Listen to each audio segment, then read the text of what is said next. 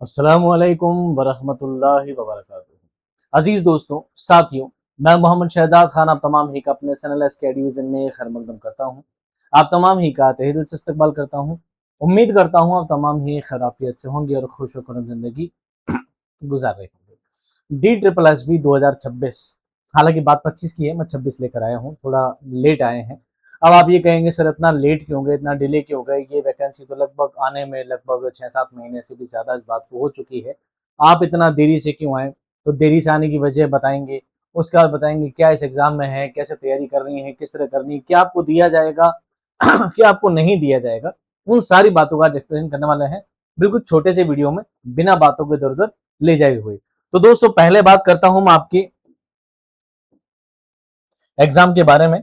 मैं बात कर रहा हूँ DSSB 2026 का जो उर्दू का जो आपका एग्जाम है, जिसके लिए ऑलमोस्ट डेट देखी गई है कि सितंबर के आसपास, कुछ कह रहे हैं अगस्त के आसपास, कुछ कह रहे हैं सितंबर के आसपास एग्जाम होने की संभावनाएं हैं, लेकिन कितना जल्दी हो पाएगा, कितना लेट हो पाएगा, ऐसी कोई चीजें भी क्लियर नहीं है। तो जहां पर क्लियरेंस नहीं है वहां पर हम भी चीजों को शक व शुबा में ही रहने देते हैं। तो दोस्तों आज की इस वीडियो में एक बात जानने से पहले पहले अगर मैं आपको ये बताऊं, इस वैकेंसी के बारे में आप पढ़ चुके हैं, कोई नई बात नहीं है, कोई नया नहीं, इसलिए मैं दोबारा इस चीज पे वापस जाऊंगा भी नहीं, आपका टाइम खराब करेंगे भी नहीं। हम सीधा सिलेबस के डिस्कशन की ओर चलेंगे। ये वैकेंसी दोस्तों आपकी सबमिशन जो है इसके बारे में पूरा आ चुका था। 3 अक्टूबर 2025 को ये लॉन्च हो गई थी, ये घोषणा हुई थी, विज्ञप्ति आई थी, जिसमें आपको बताया गया था opening date of submission of online application, यानी कि आप अप्लाई कर सकते हैं 9 अक्टूबर 2025 से, closing date submission of online application 7/11/2025 तक, यानी 7 नवंबर तक। लगभग आपको 1 महीने का टाइम दिया गया था फॉर्म सबमिट करने के लिए। उम्मीद है इंशाल्लाह आप सभी ने फॉर्म फिल कर दिया होगा। यहां पर अपनी बात करते थे खत्म। अब बात करते हैं इसके आगे चलने के बारे में कि इसमें क्या क्या पोस्ट दी गई है, कितनी कितनी पोस्ट दी गई है।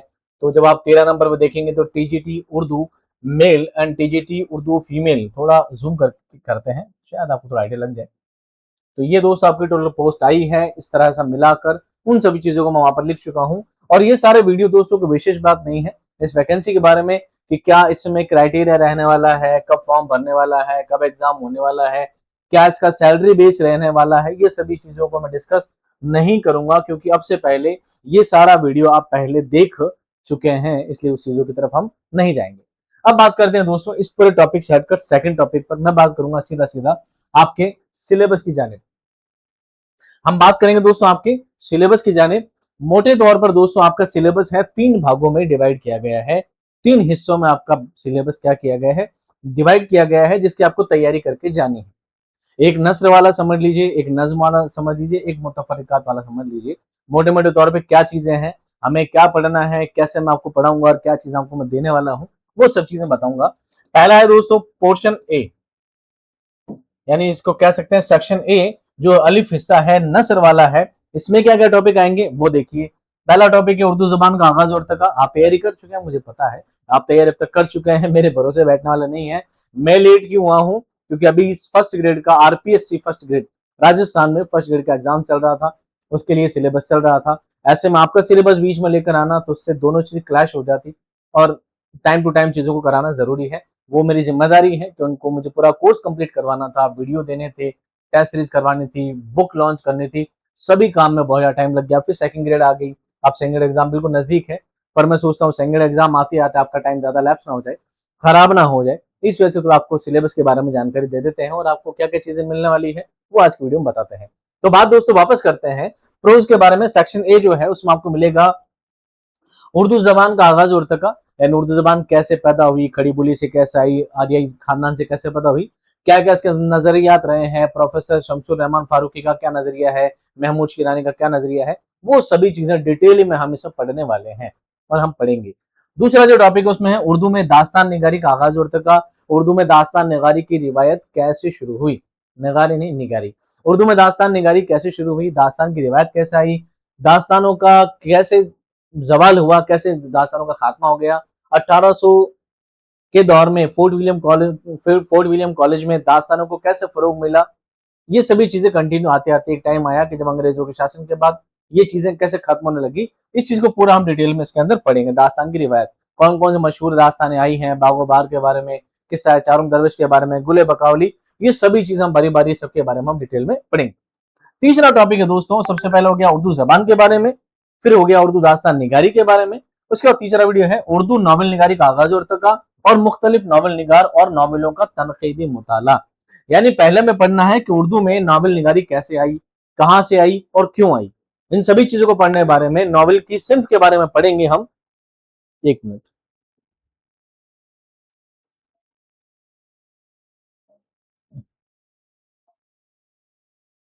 तो पहले हम क्या पढ़ेंगे, नॉवल निगारी के बारे में पढ़ेंगे कि नॉवल जो सिंफ है इसके अजायत तरकीबी क्या है, नॉवल कौन सी जबान से निकला है, पहले ये पढ़ेंगे। फिर नॉवल का आगाज और इर्तिका पढ़ेंगे कि नॉवल कैसे सामने आया, नॉवल ने कैसी रिवायत पाई, कैसे इसका इर्तिका हुआ, सब चीजें पढ़ेंगे। उसके बाद पढ़ेंगे डिप्टी नजीर अहमद जो कि पहले नॉवल निगार माने जाते हैं, इनका पहला नॉवल मिरतुल उरूज के बारे में पढ़ेंगे। फिर मिर्जा हादिर सुवा है, कुर्रतुल ऐन हैदर है, प्रेमचंद है, जिलानी बानो, इस्मत चुगताई, ये सभी अहम नॉवल निगार हैं। हमें इन सबके अहम अहम नॉवल के बारे में भी पढ़ना है कि खास खास इनके नॉवल कौन कौन से रहे हैं और इनकी जिंदगी, इनके जिंदगानी के बारे में, सवाना हयात के बारे में, खास खास चीजें जहां से सवाल बनने के इम्कानात रहते हैं, उन चीजों का हम यहाँ पर पढ़ेंगे। अब बात करते हैं दोस्तों इसी टॉपिक में थोड़ा और आगे चलकर। अभी पोर्शन ए चल रहा है, पोर्शन ए की ही बात करते हैं। पोर्शन ए के अंदर चौथा जो टॉपिक है वो है उर्दू में अफसाना निगारी का आगाज और इर्तिका और मुख्तलिफ अफसाना निगार और अफसानों का तनकीदी मुताला। यानी अफसाना निगारी की रिवायत पढ़ेंगे, कैसे शुरू, कहां से शुरू हुआ, सारी चीज पढ़ेंगे। फिर हम पढ़ेंगे मुंशी प्रेमचंद, राजेंद्र सिंह बेदी, कृष्ण चंद्र, इस्मत चुगताई, मंटो, अहमद नदीम कासमी, इन सभी के बारे में पढ़ेंगे। अब इन सब के बारे में पढ़ेंगे, कैसे पढ़ेंगे मैं उसके बारे में थोड़ा सा ब्रीफ में बताऊंगा आपको। पहले एक बार सिलेबस पे जिक्र करते हैं। उसके बाद है उर्दू में इंशाइया निगारी की रिवायत, जिसमें मशहूर इंशाइया निगार मोहम्मद हुसैन आजाद के बारे में पढ़ेंगे। पतरस बुखारी, ख्वाजा हसन निजामी, बलराज मीन रा, इनका नाम यही है, बलराज मीन रा इनका नाम है। रशीद अहमद सिद्दीकी, कन्हैया लाल कपूर, देवेंद्र सत्यार्थी, इन सभी के बारे में पढ़ेंगे जो कि इंशाइया निगारी में शामिल किए जाते हैं। इसके बाद एक टॉपिक आता है उर्दू में ड्रामा निगारी का आगाज और इर्तिका और मुख्तलिफ ड्रामे और ड्रामा निगारों का तहकीकी मुताला, जिसमें आगा अशर काश्मीरी, मोहम्मद मुजीब, इम्तियाज अली ताज और अमानत लखनवी, इन सभी की सवाना हयात, इनकी जिंदगी के बारे में कुछ कुछ चीजें हम पढ़ते चलेंगे। उम्मीद करता हूँ यहाँ का टॉपिक खत्म हो गया, शायद नहीं हुआ तो थोड़ा और आगे और है। हाँ भाई साहब, नस्ल टॉपिक थोड़ा और लंबा है, आइए थोड़ा और टॉपिक पढ़ते हैं। इसके बाद जो सातवां टॉपिक है उर्दू में खाका निगारी की रिवायत, मौलवी अब्दुल हक के बारे में भी पढ़ना है और उर्दू की खाका निगारी के बारे में भी पढ़ना है। उसके बाद उर्दू में रिपोर्टाज निगारी की अहमियत, उर्दू में मजमून निगारी, उर्दू में सफरनामा, उर्दू में सवाल निगारी और उर्दू में आप बीती की रिवायत। ये सारी बातें हमें बारी बारी बारी सबके बारे में पढ़ना है कि कौन सी सिंफ किस तरह लिखी जाती है। खाका निगारी कहते किसे हैं, किसी शख्स की लफ्जी तस्वीर बनाना खाका निगारी कहलाता है, उसके बारे में डिटेल में पढ़ेंगे। फिर ये देखेंगे कि खाका निगारी कैसे वजूद में आया, कैसे इसका इर्तिका हुआ, कैसे इसका विकास हुआ, कैसे आगे बढ़ा, फिर कौन कौन से मशहूर खाके लिखे गए। फिर पढ़ेंगे मौलवी अब्दुल हक ने कौन कौन से खाके लिखे हैं, चंद हम असर इनकी एक खाका है, किताब है जिसमें काफी सारे लोगों के खाके लिखे गए हैं। फिर है उर्दू में रिपोर्टाज निगारी, जिसे इंग्लिश में रिपोर्टेज कहते हैं, कि रिपोर्टेज सिर्फ कैसे वजूद में आई, कहां से बढ़ी, इर्तिका क्या हुआ, उन सभी चीजों को बारी बारी पढ़ेंगे। फिर है दोस्तों उर्दू में मजमून निगारी, मजमून कैसे लिखा जाता है, मोहम्मद हुसैन सर सैयद अहमद खान के बाद मजमून निगारी को कैसे विकास मिला, कैसे इसका इर्तिका, वो सब चीज पढ़ेंगे। उर्दू में सफरनामा, पहला सफरनामा किसका है, कंबल पोश वाला जो सफरनामा है सबसे उसका पढ़ेंगे। सफरनामा, मिस्र और शाम, ये सभी सफरनामे जो उर्दू में लिखे गए हैं सबके बारे में तस्करा करेंगे। उर्दू में सवाना निगारी लिखी गई है, जिसमें सीरतुन नबी सल्लल्लाहु अलैहि वसल्लम लिखी गई है, शुबली नमानी की सवानात लिखी गई है। ऐसी सवानात के बारे में हम डिटेल पढ़ेंगे। फिर है उर्दू में आप बीती, ये सारी रिवायतें हम बारी बारी पढ़ेंगे। इसके बाद दोस्तों जो दूसरा टॉपिक आता है वो आता है हिस्सा नज्म, जिसको बोलते हैं पोइट्री। क्या बोलेंगे, पोइट्री। पोइट्री में पहला है कसीदा, उर्दू में कसीदा निगारी की रिवायत के बारे में पढ़ेंगे। और दो मशहूर कसीदा निगार हैं, जिसमें एक सौदा है और एक ज़ौक़ है। इन दोनों के हम सवाना हयात भी पढ़ेंगे, इनसे सवाल कहां से बनते हैं उन चीजों को भी पढ़ेंगे। साथ में भी देखेंगे इनके मशहूर कसीदे कौन से लिखे गए हैं, उनके कुछ कुछ सेंटेंसेस ले लेंगे, कुछ कुछ पंक्तियां ले लेंगे, कुछ कुछ शेर ले लेंगे और शामिल करके बताएंगे कौन सा कौन सा कसीदा कब लिखा गया था, किस मौजू पर लिखा गया था, क्यों लिखा गया था और कहां से सवाल बनने के क्या रहेंगे, चांसेस रहेंगे, उन चीजों को भी हम साथ में लेकर चलेंगे। उसके बाद आता है उर्दू में मसनवी निगारी, सबसे अहम मसनवी है, जिसमें आपको 3 मसनवी दी गई है, 1 2 3। आपको मसनवी निगारी के बारे में पहले जानना है कि मसनवी वजूद में कैसे आई, फिर मसनवी की सारे जुज के बारे में पढ़ना है, अज़ातर के बारे में पढ़ना है, उसकी तारीख अदब के बारे में पढ़ना है, कैसे मसनवी आई, कैसे परवान चढ़ी, और अब लगभग मसनवी का दौर क्या हो चुका है, खत्म हो चुका है। और उर्दू अदब में सबसे मशहूर जो मसनवियां हैं तीन, जिसमें एक का नाम है मसनवी सहरुल बयान, मसनवी गुलजार नसीम और मसनवी ज़हर इश्क मिर्जा शौक की जो है, और गुलजार नसीम दयाशंकर नसीम की है, और मसनवी सहरुल बयान मीर हसन की है। ये तीनों मसनवी के बारे में जानना है, इन तीनों से भी सवाल आपके पूरे पूरे आएंगे। चौथा जो टॉपिक है उर्दू में मरसिया निगारी, और मरसिया निगारी का बेताज बादशाह जो है कौन है, अनीस, और सेकंड नंबर पर दबीर। साथ में एक नाम ऐड किया गया है हाली का। हाली को अगर अपन यहाँ छोड़ भी देते हैं तो कोई बड़ी बात नहीं है, हाली वहां पर नज्म टॉपिक में दोबारा क्या हो जाएगा, ऐड हो जाएगा। इसका मतलब हमें अनीस और दबीर दोनों की जिंदगी से मुतालिक सवालात को जानना है, और साथ में मरसिया निगारी की पूरी सिंफ के बारे में भी ढंग से जानना है। इसके बाद एक टॉपिक और आगे बढ़ता है नज्म के अंदर। नज्म में जो चौथा टॉपिक आता है दोस्तों वो है उर्दू में गजल। गजल का आगाज और इर्तिका और मुख्तलिफ गजल गो का तनकीदी मुताला, यानी उर्दू में गजल गोई किसे कहते हैं, गजल क्या होती है, कैसे वजूद में आई, कैसे विकास हुआ, ये सभी चीजों से सवाल बनते हैं।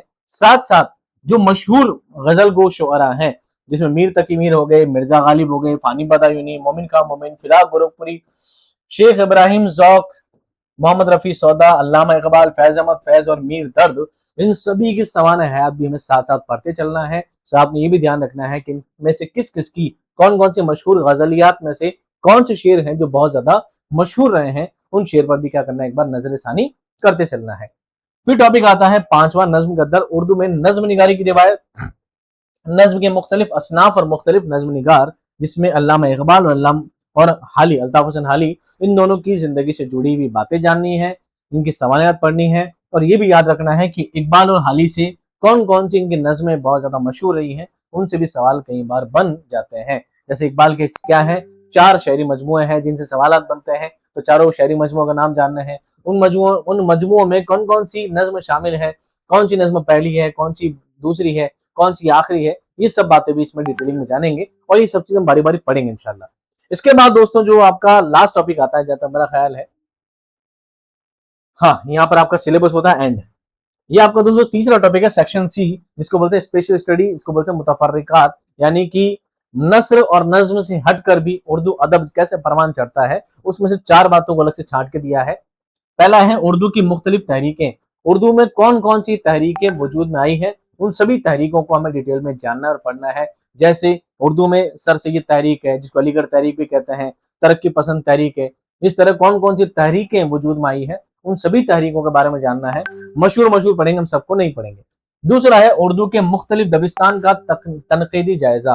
हालांकि उर्दू में दबिस्तान की जब बात की जाती है तो हमारे मुंह पर एकदम से लफ्ज आता है दबिस्तान दहली, दबिस्तान लखनऊ, लेकिन इसके अलावा भी दबिस्तान और भी हैं। दबिस्तान अजीमाबाद भी है, जिसको पटना कहते हैं आज की तारीख में, दबिस्तान रामपुर भी है। उनमें इतना ज्यादा डिटेलिंग मैटर नहीं है, लेकिन दबिस्तान दहलू, दबिस्तान लखनऊ बहुत ज्यादा मशहूर है। उनके बारे में डिटेलिंग पढ़ेंगे, कौन से दबिस्तान से कौन कौन से शुअरा वाबस्ता है, उनकी जिंदगी के बारे में सब कुछ हम पढ़ेंगे। तीसरा जो टॉपिक है वो है उर्दू के मुख्तलिफ रुझानात का तनकीदी जायजा। तहरीक अलग होती है, रुझान अलग होता है। रुझान में जैसे आप मान लीजिए जदीदियत, माबाद जदीदियत, हल्का अरबाब ज़ौक़, इस तरह के रुझान जो पैदा हुए हैं उनके बारे में भी हमें बारी बारी पढ़ना है। और एक चीज होती है उर्दू में दक्कनी अदब का आगाज और इर्तिका, ये बहुत मस्त टॉपिक है। दक्कनी अदब जो होता है, दक्कन से किस तरह उर्दू परवान चढ़ी है, और दक्कन में बहुत सारे शायर रहे हैं, तो उन सारे शायरा के बारे में आपको बारी बारी पढ़ते जाना है। तो दोस्तों ये रहा आपका पूरा कंप्लीट सिलेबस। अब आता हूं मैं अपनी बात पर, सिलेबस को छोड़कर वापस आते हैं अपने टॉपिक पर।